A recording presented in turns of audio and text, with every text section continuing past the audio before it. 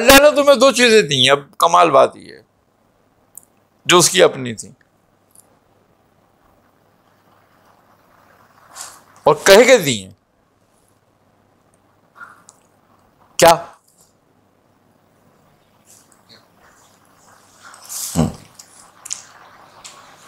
एक तुम्हें अपनी सूरत पे बनाया, कहता है ना कि मैंने आदम को अपनी सूरत पे बनाया, और एक अपनी रूह फूंक दी। दो ही चीजें हैं ना, एक सूरत है और एक रूह है, तीसरी क्या है इसमें?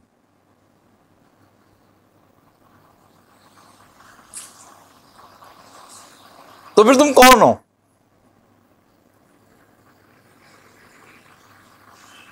तुम्हारा मकाम क्या है?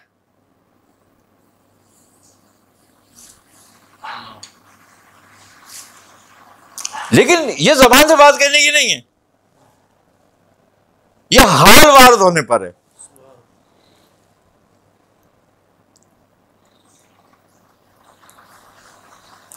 यही आईना खुद ही है। हाँ, कि मैं हूं कौन। सलूक की 33 मंजिलें गुजार कर आप नमाज इरफानी में दाखिल होते हैं, और सलूक की 66 मंजिलें गुजारने के बाद आप नमाज एहसानी में दाखिल होते हैं। यानी कि वो मुशाहिदे की नमाज है, और वहदतुश शऊद उसी नमाज को कहते हैं। और नबी पाक सल्लल्लाहु अलैहि वसल्लम को वही नमाज पसंद थी। मुसाफिर के लिए, जो इस रास्ते का मुसाफिर है, जिसको हम मुसाफिर इश्क कहते हैं, उसके लिए मंजिल मौत है। उसका सफर ही जारी रहना चाहिए। हाँ, कि ए रहबर कामिल चलने को तैयार तो हूं, पर याद रहे उस वक्त मुझे भटका देना जब सामने मंजिल आ जाए।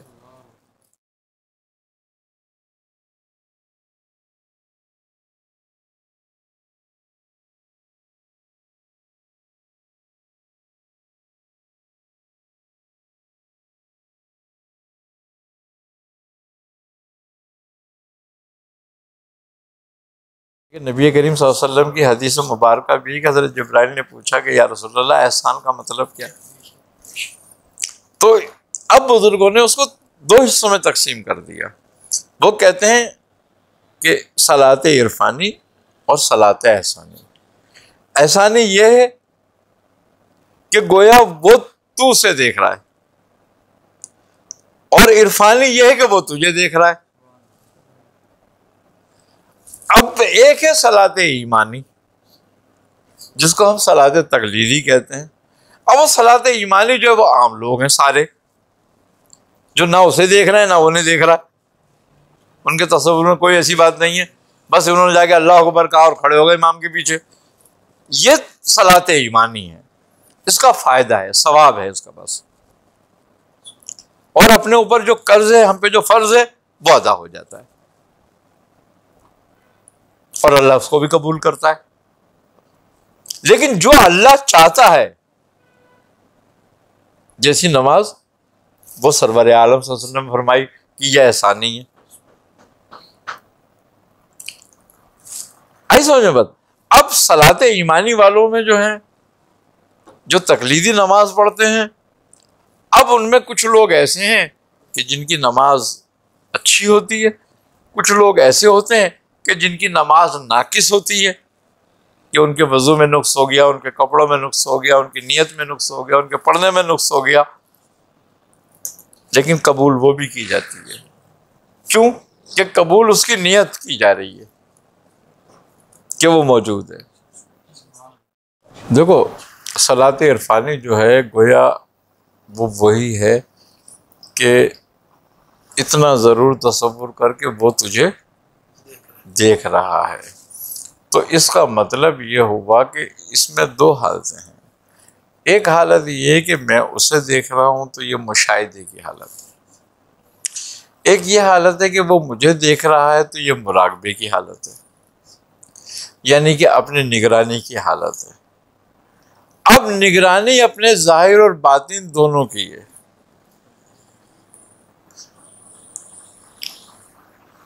अगर तुमने अपने जाहिर की निगरानी कर ली मगर बातिन की नहीं की तो ये इरफानी नहीं होगी। ये ईमानी का बेहतरीन हिस्सा है। लेकिन अगर तुमने अपने अंदर की भी निगरानी कर ली तो ये इरफानी में दाखिल हो गए तुम। अब इसका पढ़ने का तरीका क्या है?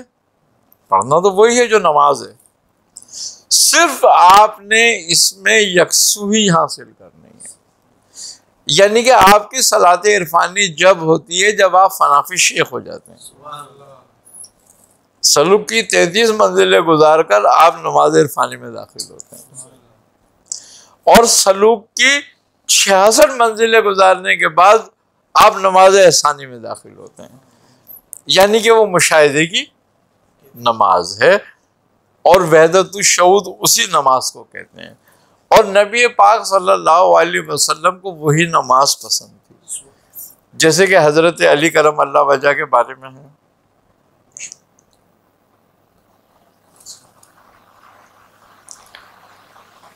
कि आप जब तकबीर औला फरमाते तो मुशाहिदा हक में गुम हो जाते। ये सलात एहसानी थी। यानी अस्सलात मेराजुल मोमिनीन, ये उन्हीं लोगों के लिए है कि मेराज क्या है? मुशाहिदा है ना,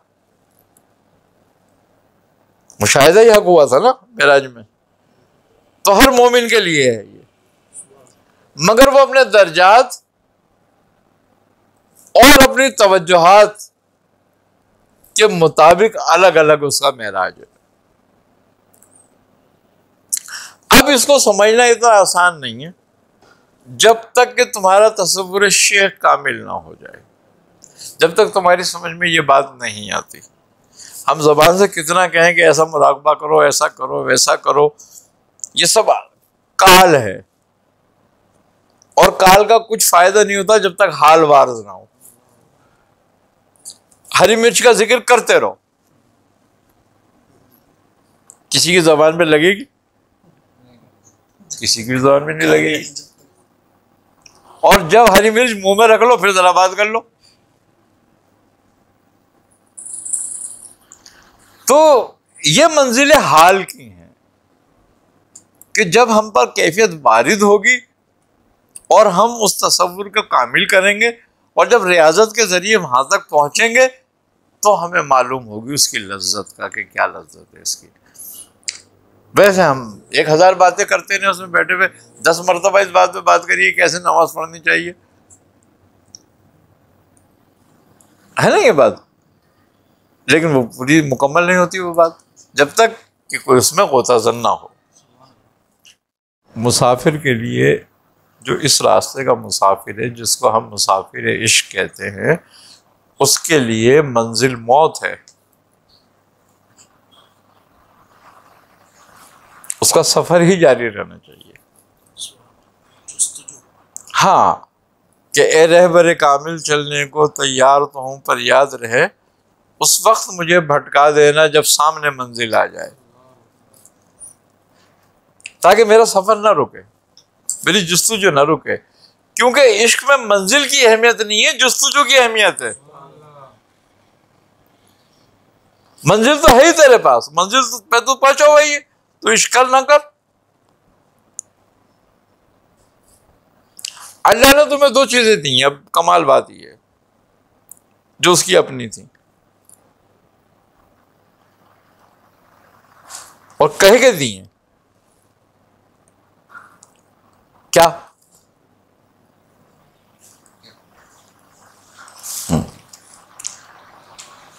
एक तुम्हें अपनी सूरत पे बनाया, कहता है ना कि मैंने आदम को अपनी सूरत पे बनाया, और एक अपनी रूह फूंक दी। 2 ही चीजें है ना, एक सूरत है और एक रूह है, तीसरी क्या है इसमें?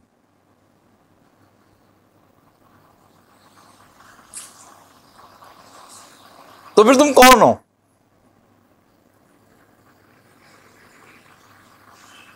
तुम्हारा मकाम क्या है?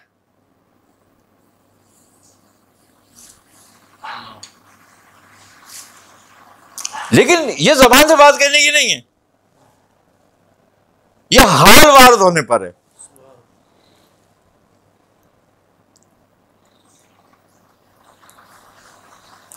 यही आईना खुद ही है। हाँ, कि मैं हूं कौन? यही हाल वारद वो ये जो आना कादिर।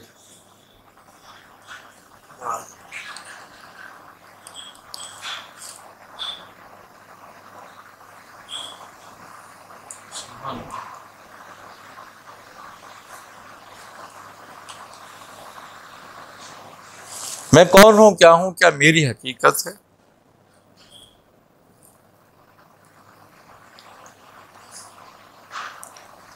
मैं किसको ढूंढता हूं? जब मैं नहीं हूं तो कौन हूं, क्या हूं?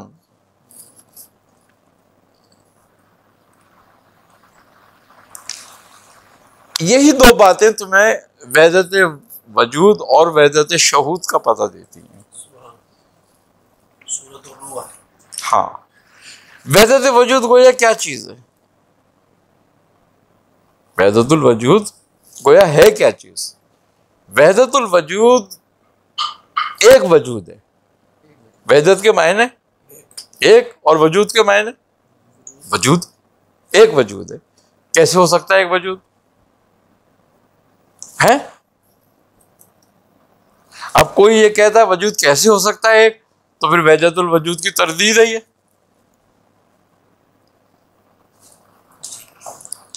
लेकिन दो तरह के वजूद हैं, वजूद जिल्ली और वजूद हकीकी। अब एक आदमी खड़ा हो जाए, दो तीन जगह उसके साइड से बल्ब लगे, एक साया इधर जाए, एक साया उधर जाए, एक साया उधर जाए,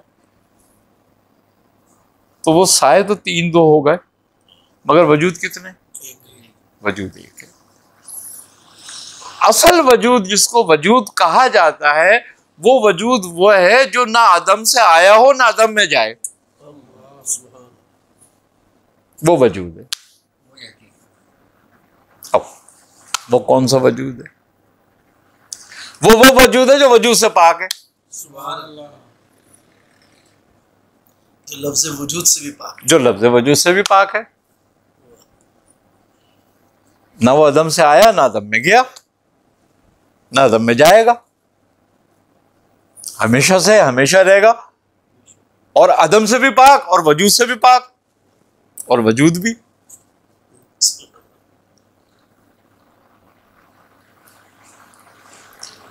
अब दो बातें हैं, तंज़ीही और तशबीही। अगर हम तंज़ीही कहते हैं तो कैद करता है, मुक़य्यद हो गया,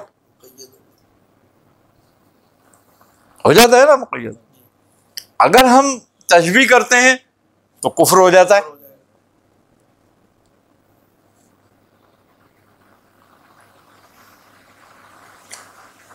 तो अब हम क्या अकीदा रखें? हमारा अकीदा ये है कि वो दोनों से पाक है। हम उसके लिए कोई ऐसा चीज सोच नहीं रख सकते कि जो मिसल बन जाए। वो बेमिसल है और उसको मिसल समझना कुफ्र है। लेकिन चार मकाम हैं, और मकाम चार क्या है? पहला मकाम ला माबूद इल्लल्लाह, यह मकाम शरीयत है। ला माबूद इल्लल्लाह। अब वो माबूद तो हमेशा से है, माबूद हमेशा से है, तो फिर इबादत करने वालों की जरूरत क्या थी?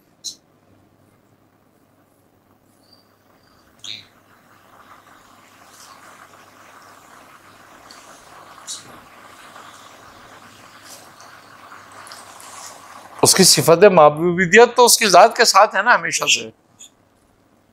लेकिन चूंकि उसने चाहा कि मैं जाना जाऊं,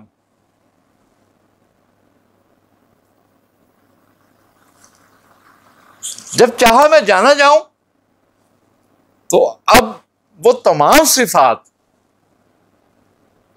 जैसे कि सिफत माबूदियत है, सिफत खालिक है, अब खालिक की सिफत जब ज़हूर करेगी जो वो तख्लीक करेगा। माबूदियत की सिफत जब ज़हूर करेगी जब कोई इबादत करेगा, जब कोई अबद होगा। गफ्फार होने की सिफत जब जाहिर होगी, ज़हूर करेगी, जब कोई गुनाहगार होगा, बख्शिश तलब करेगा। सत्तार होने की सिफत जब ज़हूर करेगी, जब कोई ऐब वाला होगा तो उसको पोशीदा कर दे। तो तमाम सिफात का ज़हूर कसरत के साथ है, फेल के साथ होगा, फेल कसरत पे होगा।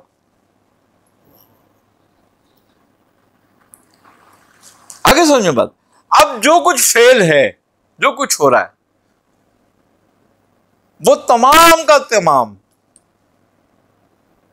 उस जात से नहीं है, उसकी सिफात का ज़हूर है। वादहू ला शरीक, उसका कोई शरीक नहीं, वो यकता जात में अपने कमाल है उसको हासिल। ये बात अब सिफात में भी क्यों यकता है, जबकि वो सिफात तुम में भी मौजूद है,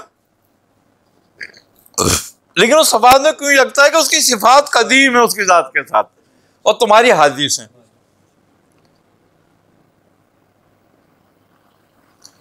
तो वो असल वजूद हुआ, वो असल वजूद है, और तुम अदम से आए हो और अदम में चले जाओगे, तुम्हारा कुछ वजूद नहीं है।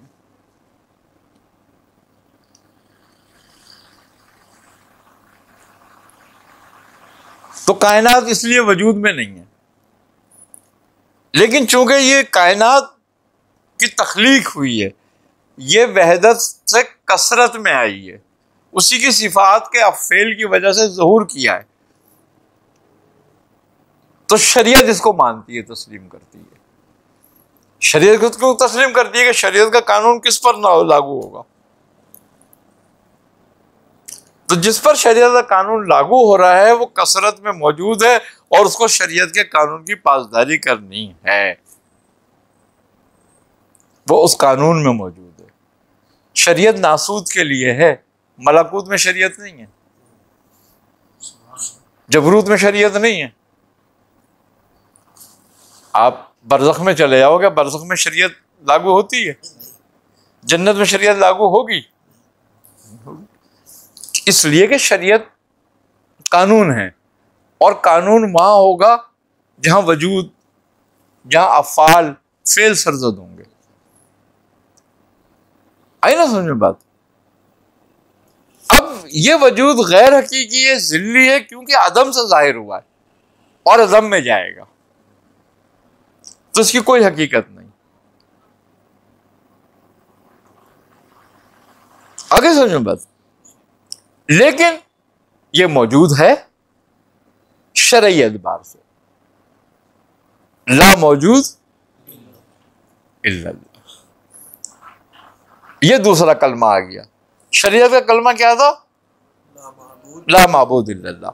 अब ये आरफीन का कलमा आया कि ला मौजूद इल्लल्लाह, आरफीन का कलमा है। क्यों? कि उनके यहाँ उन्होंने खुदा के उस राज को पाया है कि जो हकीकी है। जब वो उस हकीकी मकाम में होते हैं तो फिर वो उससे इनकार कर देते हैं, क्या कुछ भी नहीं है, ये तो फरेब है। जैसे कि मूसा के आगे रस्सियां डाली गई, वो सांप बन गई। क्या सांप बन गई थी? क्यों? कि रस्सी से सांप बनाना तख्लीक करना था, खल्क करना था। अगर जादूगर तख्लीक कर सकते थे तो फिर ये तो शिर्क हो गया। तो अल्लाह की जात को खालिक बोलते हैं। हाँ, और वो तो चैलेंज करता है कि कुछ तुमने पैदा किया तो लाओ। वहां तो जादूगर कहते हैं हमने रस्सी से सांप पैदा किया। वो रस्सियां थी, सांप नहीं बने। लेकिन अल्लाह कहता है कि और इन्होंने लोगों की आंखों पे जादू कर दिया था, उनको शहर में मुब्तला कर दिया था।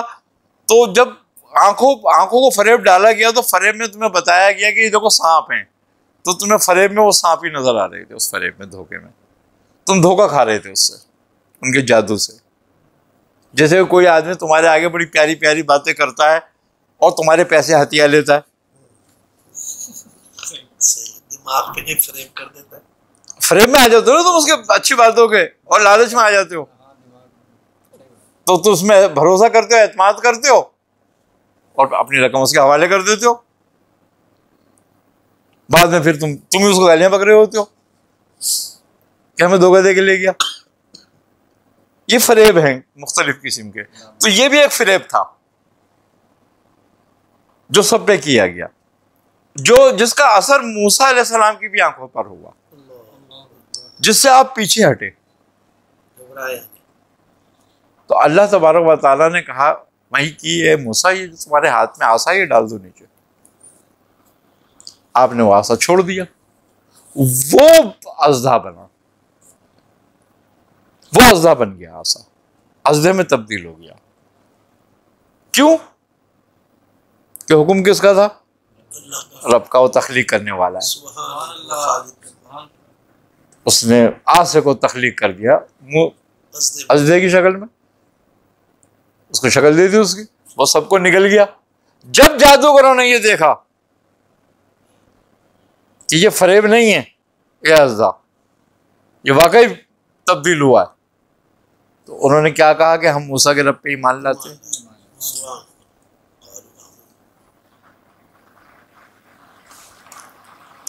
हजरत मूसा को हुक्म, आसा उठाओ, आसा उठा लिया, फिर वो आसा था, फिर रब ने फिर तब्दील कर दिया। चूंकि अल्लाह के हुक्म पर हो रहा था ये सब कुछ, मूसा की अपनी कोई काविश नहीं थी, ये अल्लाह के हुक्म से हो रहा था। तो जो अल्लाह हुक्म दे रहा था वो तब्दीली हो रही थी उसी वक्त, क्योंकि वो तब्दील करने पे कादिर है। इन्नहु अला रजई लकादिर, कि बेशक वो फेरने पे कादिर है। तो ये बात है, जब ये बात समझ में आती है कि ये फरेब है, तो ये आरफीन की समझ में आती है, क्योंकि उनके दिल जिंदा हो जाते हैं। वो बिनाई से नहीं देखते, बसारत से नहीं देखते, फिर वो बसीरत से देखते हैं, उनके कल्ब देखते हैं। फिर नबी करीम सल्लल्लाहु अलैहि वसल्लम फरमाते हैं कि मोमिन की फरासत से डरो कि वो अल्लाह के नूर से देखता है। तो अल्लाह के नूर से हकीकत नजर आती है, फरेब नहीं। दो मंजिल हो गई, एक ला माबूद हो गई, एक ला मौजूद हो गई। अब जब आरफीन ये देख लेते हैं कि एक वजूद के सिवा कोई वजूद ही नहीं है, तो फिर वो कलमा पढ़ते हैं, ला मकसूद इल्लल्लाह। जब कुछ है ही नहीं तो फिर हमारा मकसूद तो यही होना चाहिए जो है।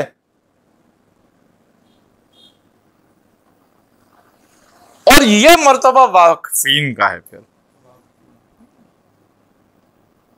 वो उस मकाम में दाखिल होते हैं ये बात कह के कि अब उनका कोई मकसद नहीं रह गया, यानी कि उन्होंने दुनिया भी तरक कर दी, उन्होंने आखिरत भी तरक कर दी,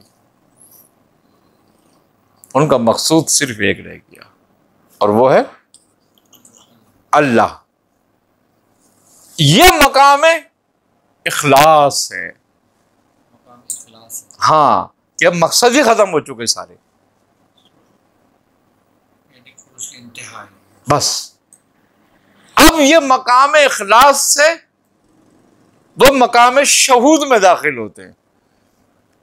और वो क्या है? ला मतलूब इल्लल्लाह। अब मैं किसी का तालिब नहीं, मेरा मतलूब सिर्फ अल्लाह है। और जब उस मकाम का इंतहा को पहुंचते हैं और इस मकाम में फना होते हैं, तो ये मतलूब हो जाता है, वो तालिब हो जाता है, ये महबूब हो जाता है, वो मुहीब हो जाता है। और यही मकाम वो है कि जब रसूल खुदा सल्लल्लाहु अलैहि वसल्लम फरमाते हैं कि और वो कहता है कि उसका हाथ भी मैं हूँ, उसकी ज़ुबान भी मैं हूँ, उसका पाँव, वो ज़हूर हक हो जाता है हासिल वहाँ पे, वो ज़हूर हक हो जाता है, वो बंदा क्या हो जाता है? ज़हूर हक हो जाता है।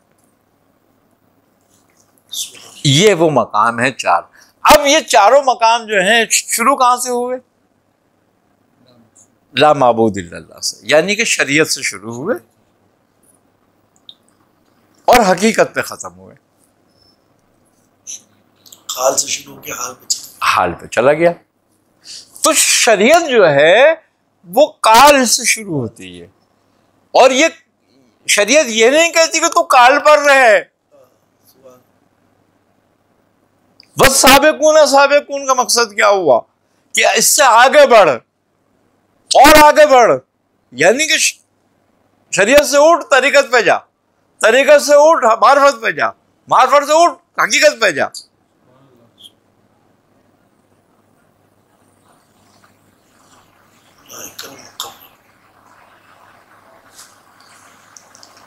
इनकी बेस क्या है? इनकी बेस है शरीयत ईमानी, जिसको हम वहदत ईमानी कहते हैं। ये शरीयत है। और वहदत ईमानी क्या है? वहदत ईमानी ये है कि एक अदना से मुसलमान से लेके एक मोमिन तक वहदत ईमानी में मौजूद है। अब उसके दर्जों के मुताबिक उसको सवाब है। आगे समझ में बात? उसके दर्जों के मुताबिक उसको सवाब है। एक अदनी मुसलमान है, उसका दर्जा अलग है, एक आलिम है, उसका दर्जा अलग है। अब जो मकाम तहकीक में आता है, इल्म और तहकीक में, ये क्या मकाम है? उल्मा का मकाम। समझना, यानी आम लोगों से ऊपर उल्मा के मकाम पर, उल्मा का मकाम, जिनके बारे में कहा गया कि अंबिया के बाद इनका मकाम है। ये लोगों में सबसे मौज़म और मोहतरम है, बुजुर्ग हैं। ठीक है, इनमें दो कैटेगरियां हैं। अच्छा, इनमें भी दो बिल्कुल दो कैटेगरियां हैं। अब इनमें दो कैटेगरियां क्या हैं? एक वो जिनके कल्ब सोए हुए हैं और दिमाग जाग रहे हैं, एक वो जिनके कल्ब जाग रहे हैं। अब अल्लाह इनमें से दो में से हिस्से करता है अलग अलग। अल्लाह वलियुल्लज़ीना आमनू, अल्लाह अपने दोस्त चुनता है ईमान वालों में से। इनके दो हिस्से कर देगा। जिनके कल्ब सोए हुए हैं उनको इबादत में, तहकीक और इल्म में लगा देगा, उसकी हिदायत दे देगा उनको। वो वहीं तक रहेंगे और सारी उम्र उसी में रह के गुजार देंगे अपनी, वहीं पे वो मर जाएंगे। एक वो है उसमें से हिस्सा जिनके कल्ब जाग रहे हैं। वो कल्ब जिनके जाग रहे हैं वो मार्फत के काबिल है, उनको तौहीद इखलासी में ले जाया जाएगा। ये आरफीन की तौहीद है। उनको मकामे आरफीन में, मार्फत में लाया जाएगा। उनको अपने राज बताए जाएंगे जिनके दिल जाग रहे हैं, कल्ब जागे में। अब यहां से दो हिस्से करेगा।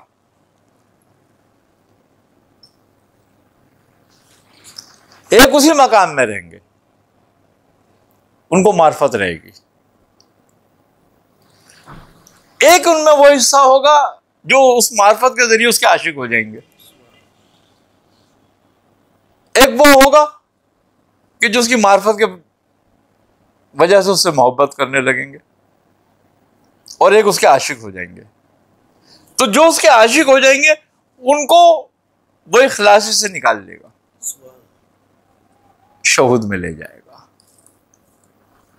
जिनके दिल जिंदा है, जो इश्क हो जाएगा, जिनको जो इश्क उस दर्जे में इश्क कमाल को पहुंचेंगे, उनको दो हिस्सों में तकसीम कर देगा। एक को वहीं रखेगा और एक को वहां ले जाएगा वहदत शहूद में। उन पर अपनी तजल्लियां फरमाएगा, अपने जलवे दिखाएगा। ये मुशाहिद हो जाएंगे। ये मुशाहिद होकर मकाम सिद्दीकीन में चले जाएंगे। ये वो लोग हैं जो वारिसुल अंबिया हैं। मकाम और मंजिलों से गुजरने के बाद ये वारिसुल अंबिया हैं जिनके बारे में कहा है नबीन सिद्दीकीन। ये सिद्दीक हैं। क्यों? कि इन्होंने मुशाहिदे करने के बाद गवाही दे दी कि बेशक ला मतलूब इल्लल्लाह। आई समझ में बात? ये एक मकाम हो गया।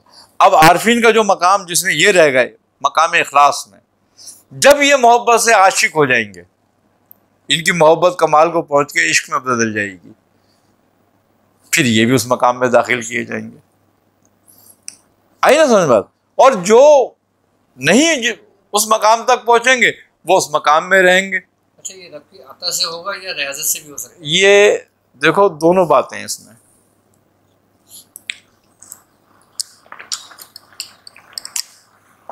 हिदायत वही पाता है जो हिदायत तलब करता है। जिसको तलब होगी उसको मिलेगा आगे, क्योंकि आर्फ मकाम इखलासी जो है, जो मकाम इखलास है, इसमें भी खतरात हैं।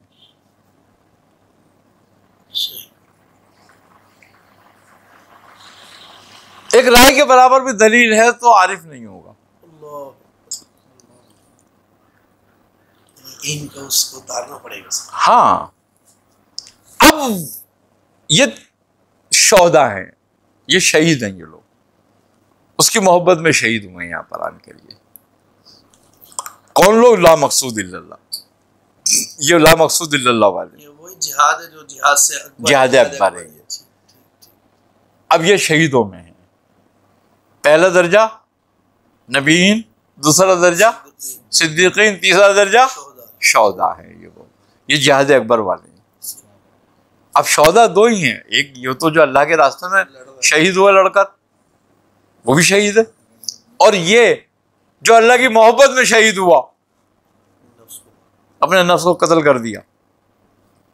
ये आरफी ने जिन्होंने नफ्स के राज को पा लिया, उन्होंने कत्ल कर दिया उसको, ये शहीद हो गए। अब चौथा दर्जा रह गया। चौथा दर्जा किनका है? उनको जिनको इबादत में, इल्म और तहकीक में लगा दिया, जो सोए हुए, जिनके कल्ब वो सालेहीन में से हैं।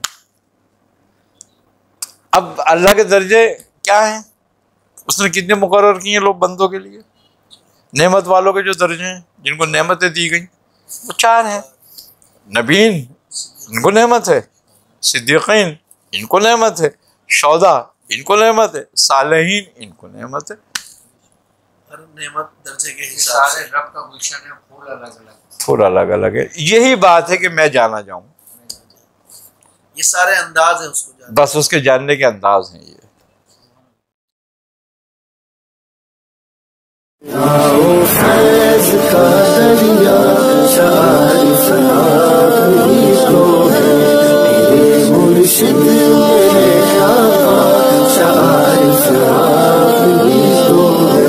तुम्हारे दर पे जो आया खुदा को उसने पहचाना। तुम्हारे दर पे जो आया खुदा को उसने पहचाना। खुदा को उसने पहचाना। हिदायत का सही रास्ता शारिफ आप ही तो है। फैज़ का दरिया शारिफ आप ही तो है। मुर्शिद तेरे आका